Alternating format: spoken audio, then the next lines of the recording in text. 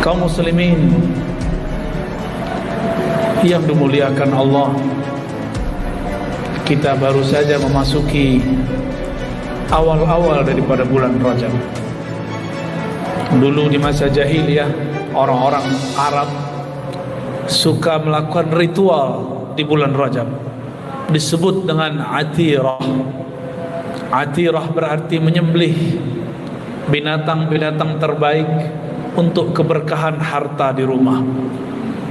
Ketika Islam datang, ajarannya disempurnakan, itu pun dihapus, karena sebagian orang jahiliyah menyembelih bukan karena Allah, tapi karena berhala-berhala yang mereka sembah. Maka Nabi mengatakan dalam hadis Sahih Bukhari, la far'a wa la atiratan. Tidak ada lagi far'a. Far'a itu menyembelih binatang yang pertama kali lahir, sedangkan atirah menyembelih di bulan Rajab untuk keberkahan harta, namun karena ada praktek syirik maka dihapus. Bergantilah dengan Idul Adha, bergantilah dengan Aqiqah. Namun bulan Rajab bukan itulah yang menarik. Yang menarik dari bulan Rajab lebih dari sekedar hal tersebut. Inilah yang akan menjadi pesan takwa di dalam khutbah ini. Sebagaimana mesti kami mengingatkan diri kami sendiri, bulan Rajab ini adalah bulan menanam biji takwa. Setelah ini bulan Sya'ban, kita menyiramnya, menyuburkannya dengan pupuk. Di Ramadan semoga kita dapat memetiknya. Maka dengan ini bulan Rajab ini kami mewasiatkan diri kami sendiri dan kita semua, mari memperbaharui iman dan takwa kita. Dan bil khusus karena ini bulan ujian, Rajab kalau bagi saya ini bulan ujian. Jika orang Arab mengatakan ini syahrul dzabihah, syahrul dzabah, bulan menyembelih, berkorban, maka bagi Rasulullah sallallahu alaihi wasallam ini adalah bulan diujinya ketakwaan beliau, diujinya iman beliau. Ternyata ujian tidak hanya penyakit, ujian tidak hanya karena corona, covid, ujian tidak hanya ketika hidup kita sempit. Ujian itu banyak. Allah mengatakan, kami akan uji kalian bil khairi wasyarri, dengan yang baik juga dengan yang buruk. Maka dalam surat Al-Ahzab Allah mengatakan, hunalika butuliyal mu'minuna wa zulzilu zilzalan syadida. Demikianlah ubtuliyal mu'minun, telah ditetapkan bahwa seorang yang beriman akan senantiasa dan selalu ubtuliya, bahkan ini menggunakan past tense, fi'il madhi yang menunjukkan subut wa dawam, senantiasa akan diuji. Wa zulzilu, tidak cukup diuji, zulzilu, mereka digoyang, digodok, dibolak-balik, semuanya zilzalan syadida, sampai nanti datang orang-orang munafik keluar. Ketika diuji akan ada filterisasi, sunnatullah. Yang munafik akan mengatakan, wa iza qulul munafiqun, ketika itu orang-orang munafik mengatakan, janji Allah itu hanyalah tipu daya, illa ghururah. Begitu dalam surat Al-Ahzab. Jemaah Jumat yang bukan Allah, Rasulullah sallallahu alaihi wasallam, beliau di bulan Rajab ini mendapatkan ujian terhebat. Pertama, wafatnya istri beliau. Istri beliau adalah orang yang menyokong beliau. Kita tidak usah hiraukan jika ada orang mengatakan Sayyidah Khadijah beragama Kristiani. Itu sejarah yang ngaco. Betul, Sayyidah Khadijah punya paman namanya Waraqah bin Naufal di Sahih Bukhari. Dia seorang ahlul kitab, yaktubul Injil bil Arabiyyah, menulis kitab Injil dalam bahasa Arab. Tapi bukan berarti Sayyidah Khadijah seorang Nasrani. Sayyidah Khadijah tidak pernah diriwayatkan dia menyembah berhala. Agamanya Hanif, agama Sayyidina Ibrahim. Sayyidah Khadijah inilah yang membackup perjuangan Rasulullah SAW.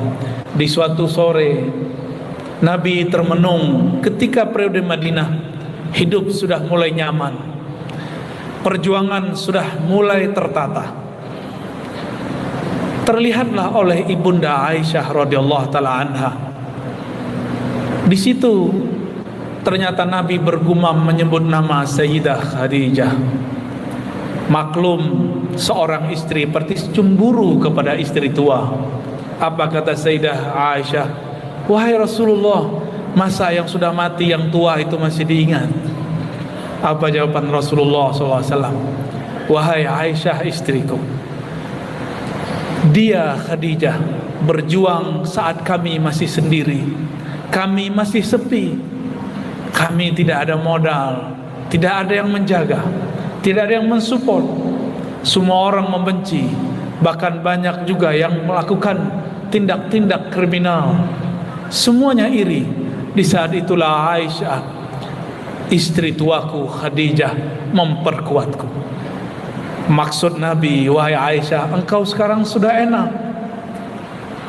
maka tidak usah kau mencemburui istri pertamaku meskipun sudah wafat.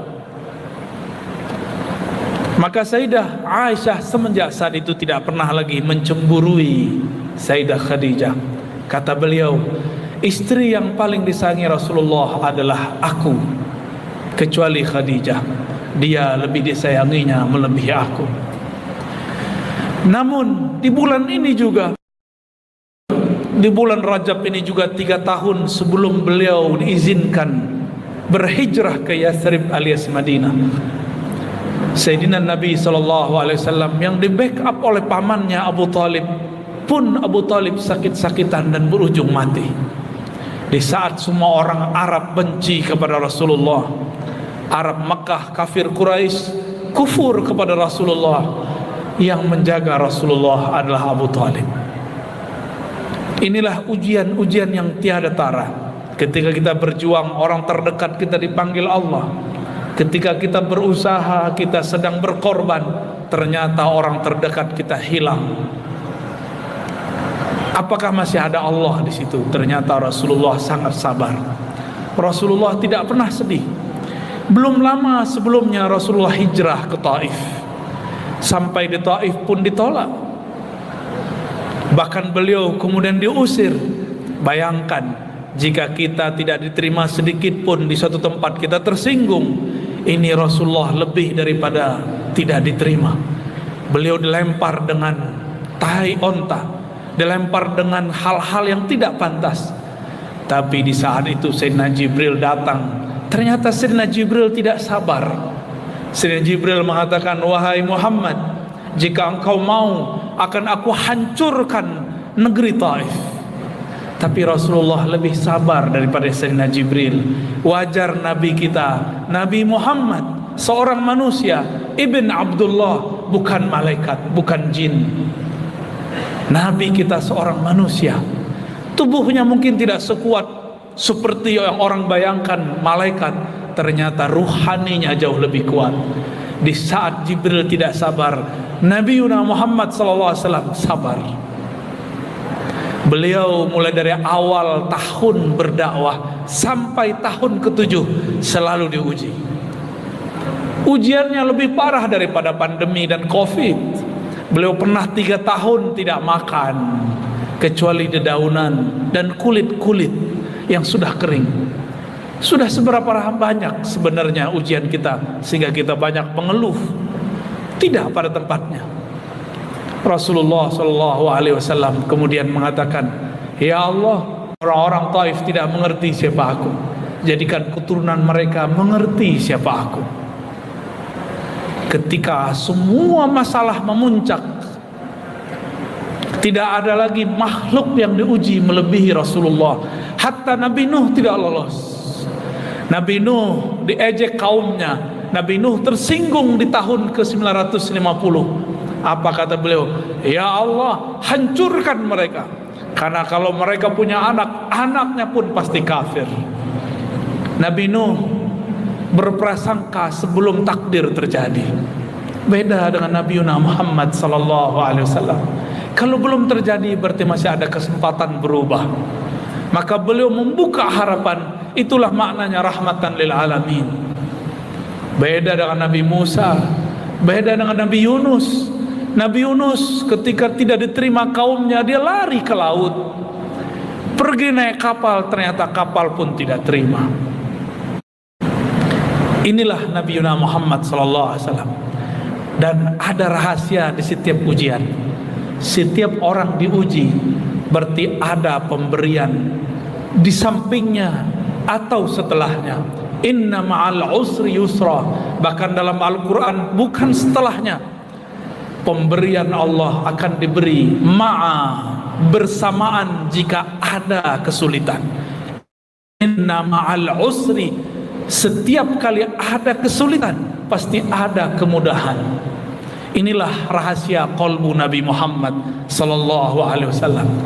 Di saat beliau sabar, tidak hanya sabar karena kita tidak kuat sabar. Nabi Nuh sudah sabar tapi tidak kuat. Akhirnya beliau menemukan satu inti dari seorang hamba, yaitu ikhlas. Wa ma umiru illa liya'budullaha mukhlishina lahuddin. Ikhlaslah yang bisa membuat orang tahan banting. Sabar tak terbatas, syukur pun tak terkira.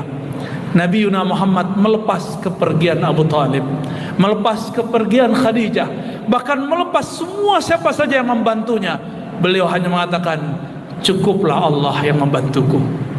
Di saat itulah, saat beliau lelah, badan kayaknya remuk, tengah malam Allah jemput lewat dua malaikatnya. Dibedah dadanya, dibersihkan isinya, diperjalankan dari Masjidil Haram ke Masjidil Aqsa. Dihiburlah beliau dengan berjalan-jalan ke alam semesta. Tidak hanya melihat alam yang fisik, bahkan melihat alam yang tidak fisik.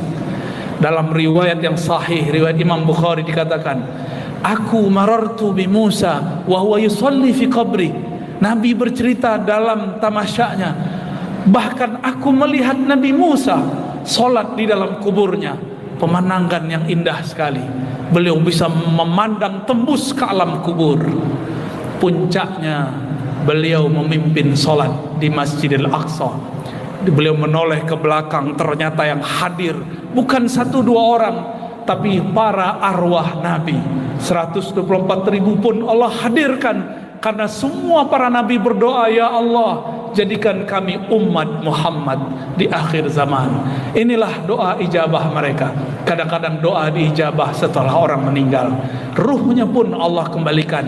Mereka para arwah dipimpin salat oleh tubuh yang masih berjasad, ruh yang masih berfisik.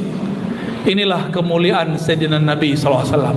Maka wajarlah ketika Sayyidah Aminah bermimpi, datang Sayyidina Jibril mengatakan, wahai Aminah, yang di dalam kandunganmu itu Sayyidul Anbiya wal Mursalin, penghulu alam semesta. Tapi kenapa diberinya di saat susah, ketika ujian memuncak? Karena jika seseorang tidak diuji, maka dia akan merasa dia mendapat anugerah karena usahanya, bukan karena Allah yang menginginkannya. Maka sahabat-sahabat Jumat yang melakukan Allah, jika kita dapat khusyuk, bukan karena kita banyak zikir. Jika kita banyak mimpi ketemu Rasulullah, ketemu orang soleh, bukan karena hati kita bersih. Jika kita dapat rezeki, usaha sukses di dunia, bukan sekedar hanya karena kita pintar dan hebat, tapi semuanya Allah yang atur dengan cara-caranya. Dialah yang membuat kita pintar, dialah yang membuat kita hebat, dialah yang menghebatkan semua kita. Di saat itulah berbeda dua kelompok. Satu orang-orang kafir munafik. Munafik zahirnya percaya, tapi batinnya mengatakan, masa Allah setega ini? Salah apa kami ketika Allah harus memberi kami ujian seperti ini? Tapi lain dengan orang beriman mengatakan, raditu billahi rabbah, aku ridha, aku tulus, apapun mau engkau ya Allah aku terima. Mari belajar dari bulan Rajab, bulan penuh ujian. Semoga ujian tidak pernah ditolak. Terima ujian itu, lalu ridhai, ikhlaskan, Tunggu setelah itu ada rahasia-rahasia yang Allah akan beri, hikmah yang tiada tara. Nasallallahu yubarik lana wa lakum wa lisairil muslimin wal muslimat wal mu'minin wal mu'minat, wa nasallallahu al-maghfirata lana wa liwalidina wa lil hadirin wal hadirat wa lil muqimin wal muqimat, wa nasallallahu yasturana bi sitrihil jalal wal jamal, wa nasallallahu yatuba anna wa ankum wa anil muslimin ajma'in. Allahumma tub ilaina taubatan nasuha, fatubu ayuhal muslimun, innahu huwa tawwabur rahim.